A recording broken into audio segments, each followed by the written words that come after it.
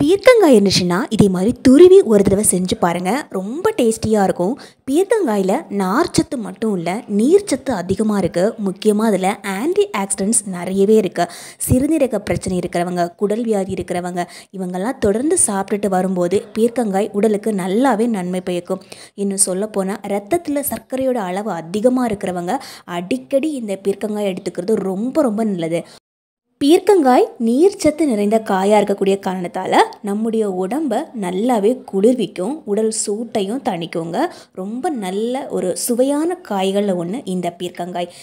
பீர்க்கங்காயை முதல்ல தண்ணியில் கழுவி எடுத்துக்கலாம். அதுக்கப்புறமா இதே போல் ஒரு பீலரோ அல்லது ஒரு கத்தியோ வச்சு அதுக்கு மேலே இருக்கக்கூடிய தோலை மட்டும் சுரண்டி எடுத்துட்டு அதை தனியாக ஒரு பாத்திரத்தில் தண்ணி ஊற்றி போட்டு வச்சுக்கோங்க. இப்போது நம்ம காய் சீவுறதுக்காக வச்சுருப்போம் இல்லைங்களா, அதில் வச்சு இதே போல் சீவி எடுத்திங்கன்னா குட்டி குட்டி துருவல்களாக கிடைக்கும் நமக்கு. இதே போல் துருவுறதுக்கு பிடிக்கல அப்படின்னா நீங்கள் மிக்ஸி ஜாரில் போட்டு பல்ஸில் போட்டு சுற்றி எடுத்துக்கோங்க. சின்னதாக கட் பண்ணி பல்ஸில் போட்டு சுற்றினீங்கன்னா இதே போல் அரைஞ்சு கிடைக்கும். தண்ணி எதுவும் ஊற்றாதீங்க, இதுலேயே நிறைய தண்ணி இருக்கும். இப்போ நம்ம துருவி வச்சுருக்கக்கூடிய இந்த பீர்க்கங்காய் அரைக்கப்பளவு இருக்கும், அதை நம்ம பவுலில் சேர்த்துக்கலாம். கூடவே அரைக்கப்பளவு ரவை சேர்த்துக்கலாம். நான் இன்றைக்கி வறுக்காத ரவை தான் சேர்த்துருக்கிறேன். வறுத்த ரவை, வறுக்காத ரவை இப்படி எது வேணால் சேர்த்துக்கோங்க.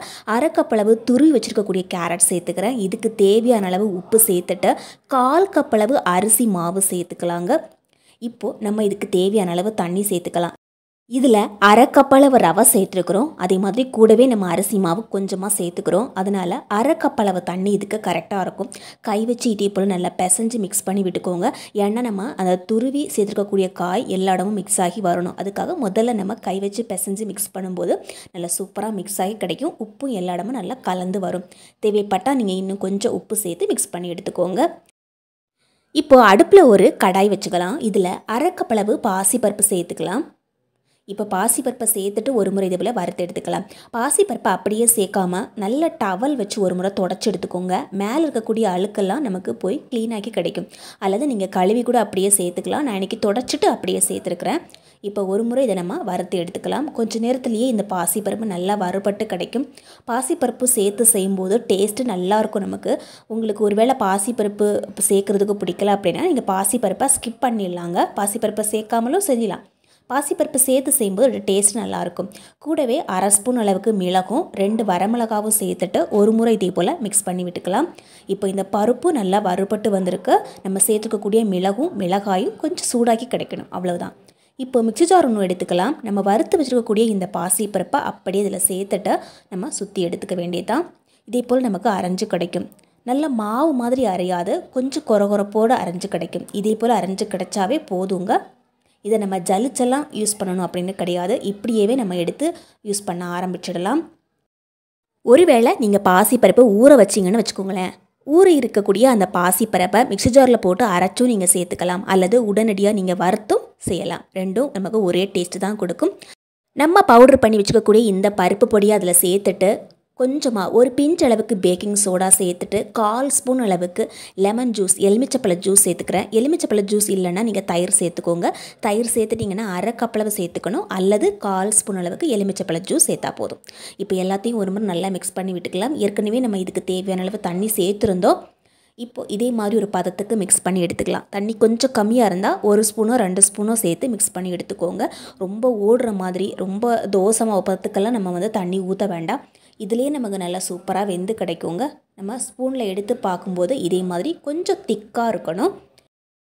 நேரம் ஆக ஆக இந்த ரவை இன்னும் கொஞ்சம் தண்ணி குடிச்சிட்டே இருக்கும். இருந்தாலும் பரவாயில்லை, இந்த தண்ணியோட அளவு இப்போதைக்கு கரெக்டாகவே இருக்குங்க. இப்போ நம்ம இதை மூடி போட்டு விட்டுடலாம். ஒரு 5 நிமிஷத்துக்கு இது அப்படியே ஓரமாக இருக்கட்டும். இப்போது ஒரு கடாய் எடுத்துக்கோங்க. இதில் 1 ஸ்பூன் அளவுக்கு சமையல் எண்ணெய் சேர்த்துக்கலாம். ஒரு வெங்காயத்தில் பாதி வெங்காயம் மட்டும் கட் பண்ணி வச்சுருந்தேன். அந்த வெங்காயத்தை நம்ம அப்படியே இதில் சேர்த்துட்டு ஒரு முறை வதக்கி விட்டுக்கலாம். ஜஸ்ட்டு நமக்கு ஒரு கண்ணாடி பதம் வரணும், அவ்வளோதான். ரொம்ப நேரம்லாம் போட்டு வதக்க வேண்டாம். வெங்காயத்தையும் கொஞ்சம் பெருசாகவே நம்ம கட் பண்ணி சேர்த்துக்கலாம். இப்போது 4-5 பூண்டு சேர்த்துக்கிறேன். நான் இன்றைக்கி 4 பூண்டு தான் சேர்த்துருந்தேன். இப்போ ஒரு முறை இந்த பூண்டையும் இது கூட சேர்த்து வதக்கி விட்டுக்கலாம். இதில் இருக்கக்கூடிய பச்சை வாடை போகணும், அவ்வளோதான். இப்போது பூண்டு கொஞ்சம் வதங்கி வந்ததுக்கப்புறமா ஏற்கனவே நம்ம சீவி வச்சுருக்கக்கூடிய அந்த தோல் இருக்கு இல்லைங்களா, பீர்க்கங்காய் இருக்கக்கூடிய தோல், அந்த பீர்க்கங்காய் தோலை நம்ம அப்படி இதில் சேர்க்க வேண்டியதான். பீர்க்கங்காய் இருக்கக்கூடிய தோலில் நிறைய நார்ச்சத்து இருக்குது, ரொம்ப நல்லது. உள்ளே இருக்கக்கூடிய அந்த சதையை விடையும் இந்த வெளியில் இருக்கக்கூடிய தோலில் தான் நிறைய சத்துக்கள் இருக்குது. இதுக்கு தேவையான அளவு மிளகாய், 2 வரமிளகாய் சேர்த்துக்கிறேன். ஒரு கைப்பிடி அளவு கொத்தமல்லி தலைகள் சேர்த்துருக்கிறேன். இப்போ எல்லாத்தையும் சேர்த்து நான் ஒரு முறை மிக்ஸ் பண்ணி விட்டுக்கலாம். இந்த தோல் நமக்கு கொஞ்சம் வெந்து வரணும், கொஞ்சம் இல்லை நல்லாவே வெந்து வரணும். அப்போ தான் டேஸ்ட்டு நல்லாயிருக்கும். அவ்வளோதாங்க, பீர்க்கங்காய் தோல் நல்லா சூப்பராக வெந்து வந்துடுச்சு. நிறம் கொஞ்சம் மாறி வரும், நமக்கு பார்க்கும்போதே தெரியும். இதில் 2 கைப்பிடி அளவுக்கு வறுத்த வேர்க்கடலையை சேர்த்துக்கிறேன். தேவையான அளவு உப்பு சேர்த்துக்கிறேன். கொஞ்சம் புளி சின்னதாக அதிக பாருங்கள், இந்த அளவுக்கு நம்ம சேர்த்தா போதும், அதிக அளவு புளிப்புத்தன்மை தேவைப்படாது. இப்போ ஒரு முறை எல்லாத்தையும் சேர்த்து நல்லா மிக்ஸ் பண்ணி விட்டுக்கலாம். கொஞ்சம் சூடாகி கிடைக்கட்டும், அவ்வளோதான். ஒருவேளை நீங்கள் வறுத்த வேர்க்கடலை சேர்த்துக்கலாம் அப்படின்னா முதல்லையே வேர்க்கடலையை போட்டு வறுத்து எடுத்துக்கோங்க. இப்போ இது ஓரமாக இருக்கட்டும். ஏற்கனவே நம்ம மாவு மிக்ஸ் பண்ணி வச்சுருந்தோம் இல்லைங்களா, நான் ஒரு 10 நிமிஷத்துக்கு அப்படியே விட்டு வச்சுருந்தேன். இது கூட கொஞ்சமாக கொத்தமல்லி தலைகளை கட் பண்ணி போட்டிருந்தேன். இப்போ எல்லாத்தையும் நல்லா மிக்ஸ் பண்ணி விட்டுக்கலாம். மிக்ஸ் பண்ணும்போது தேவையான அளவு உப்பு இருக்கான்னு செக் பண்ணி பார்த்துக்கோங்க. நம்ம இதை ஸ்பூனில் எடுத்து பார்க்கும்போது இப்படி தான் இருக்கணும் பாருங்கள். இப்படி இருந்தால் மட்டும்தான் நம்ம செய்யும்போது கரெக்டாக வரும். இப்போது அடுப்பில் ஒரு இட்லி பாத்திரம் எடுத்து வச்சுக்கோங்க. இதே போல் நான் அதை தட்டை கவுத்தி வச்சுருக்கிறேன். அதுக்கு மேலே நம்ம இதே போல் ஒரு பிளேட்டு வச்சுக்கலாம். அதுக்கு மேலே இதே மாதிரி ஒரு வாழை இலையை போட்டு வச்சுக்கலாம். ஒருவேளை உங்கள்கிட்ட வாழை இலை இல்லை அப்படின்னா நீங்கள் டைரெக்டாகவே இட்லி தட்டில் ஊற்றியும் செஞ்சுக்கலாம். மினி இட்லி தட்டுன்னு சொல்லுவோம் இல்லைங்களா, அந்த மாதிரி குட்டி குட்டியாக இட்லிகள் கிடைக்கும்.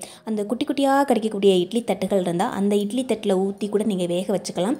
அல்லது இதே போல் நம்ம வாழை இலையில் ஒவ்வொரு ஸ்பூனாக எடுத்து வச்சோன்னா இது நமக்கு தனித்தனியாக மினி இட்லிகளாக வெந்து கிடைக்கும். பெரிய பெரிய இட்லிகளாகவும் நம்ம வேக வைக்கலாம். பெரிய பெரிய இட்லிகளாக நம்ம அந்த நார்மல் இட்லி தட்டில் வேக வச்சும் நம்ம இதை சாப்பிட்லாங்க. உங்களுக்கு இட்லியாக வேக வைக்கிறதுக்கு பிடிக்கல அப்படின்னா நீங்கள் இதை அடை மாவாக பயன்படுத்தலாம். தோசைக்கல்ல கொஞ்சம் சூடு பண்ணிவிட்டு ஒரு கரண்டி மாவு எடுத்து ஊற்றிக்கோங்க. சுற்றி கொஞ்சமாக நெய்யோ எண்ணெயோ ஊற்றி அதுக்கப்புறமா மூடி போட்டு வேக வச்சு எடுத்திங்கன்னா சூப்பராக நல்லா அடை மாதிரி வெந்து கிடைக்கும். நல்லா சாஃப்டாகவும் இருக்கும். அல்லது நீங்கள் இதே போல் குட்டி குட்டியாக இட்லிகளாகவும் வேக வச்சு சாப்பிட்லாம். இதில் நம்ம கொஞ்சம் கூட எண்ணெய் சேர்க்குறது கிடையாது. நம்ம ஏற்கனவே அந்த தோலை வேக வச்சு வச்சுருக்கக்கூடியது எல்லாத்தையும் இதே போல் அரைச்சி எடுத்தோன்னா சூப்பரான ஒரு பீர்க்கங்காய் தோல் சட்னியை அழகாக ரெடி பண்ணி எடுத்துடலாம். இது ரொம்ப டேஸ்டியாக இருக்குங்க. இந்த சட்னி சாதம், சப்பாத்தி, இட்லி, தோசை அப்படின்னு எல்லாத்துக்கூடையும் தொட்டு சாப்பிட்லாம். ரொம்ப ரொம்ப டேஸ்டியாக இருக்கும் இந்த பீர்க்கங்காய் தோல் சட்னி. இப்போ நம்ம வேக வச்சு வச்சுருக்கக்கூடிய இந்த குட்டி குட்டி இட்லிகள் அழகாக ரெடியாகி கிடச்சிருக்குது. ஓப்பன் பண்ணி பார்த்தோன்னா அழகாக வெந்து இருக்கும். இது வெந்து கிடைக்கிறதுக்கு 5 நிமிஷம் ஆகுங்க. நான் இதை 5 நிமிஷம் வேக வச்சுருந்தேன். நீங்கள் தோசைக்கல்ல ஊற்றுறீங்கன்னா ஒவ்வொரு டைமும் ஊற்றும்போது நம்ம பக்கத்துலேயே நின்று வெயிட் பண்ணி ஒவ்வொன்றா சுட்டு எடுக்கணும். அதுக்கு கொஞ்சம் டைம் எடுத்துக்கும். அதுக்கு பதிலாக நம்ம இதே மாதிரி கொஞ்சம் கூட எண்ணெயும் சேர்க்காமல் ஆவியிலே வேக வச்சு சாப்பிட்றது ரொம்ப ஹெல்த்தியானதும் கூட. நீங்கள் நெய்யோ எண்ணெயோ சேர்த்து சாப்பிட்டா அதோட டேஸ்ட்டு வேறு மாதிரி இருக்குங்க, அதுவும் நல்லாயிருக்கும். இப்போ நம்ம வேக வச்சுக்கக்கூடிய இந்த மினி இட்லிகள் எல்லாம் நல்லா அழகாக வெந்து கிடச்சிருக்குது. நம்ம வாழை இலையிலேருந்து எடுக்கும்போதே நல்லா சூப்பராக வரும். இதில் நம்ம எண்ணெய் அப்ளை பண்ணவே தேவை கிடையாது. இதே போல் நம்ம சின்னதாக கூட ஊற்றி வச்சுக்கலாம்.